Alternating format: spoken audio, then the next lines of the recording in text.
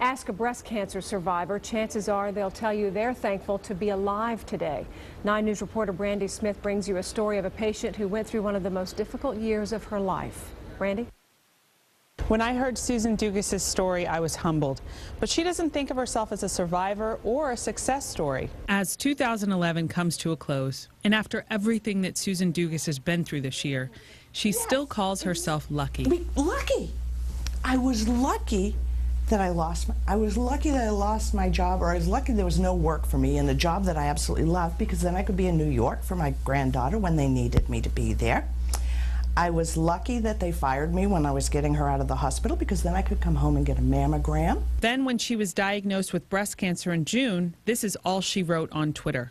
It's just been one thing after another,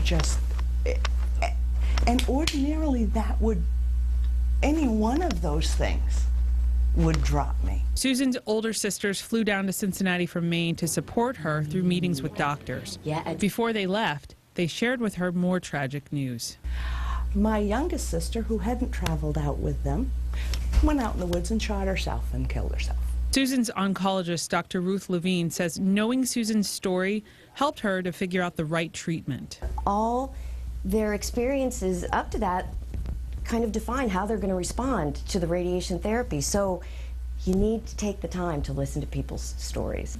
Yes, I've been out of work, and yes, all these bad things have happened, but each step of the way, there's been something there for me to reach out to, and or has reached to me. We put so much emphasis on clinically treating the patient, in other words, treating the disease, treating the breast cancer, making sure we eradicate all the badness, that sometimes we forget that there's a real person attached to the breast.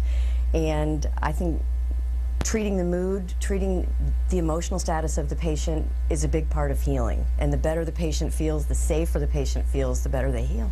And that's what Susan's doing after surgery and a week of chemotherapy. She's also taking medication for the next 5 to 7 years, as well as getting more regular checkups. Everything worked out for me. Her only regret? And I had to be the first, so I apologized to everyone. So it was my fault. Now they have to be screened more often, and they have to worry about this. What a humbling and inspiring story. Since we shot the story, Susan's had a minor complication. Dr. Levine suggested she go to the Cancer Family Care Center, where she's in therapy. Susan says it's helping her cope. For more information on her story, go to the 9 Against Breast Cancer section on WCPO.com. Thank you so much, Brandy. And we've posted local resources on breast cancer along with all of our breast cancer stories there on WCPO.com. You know,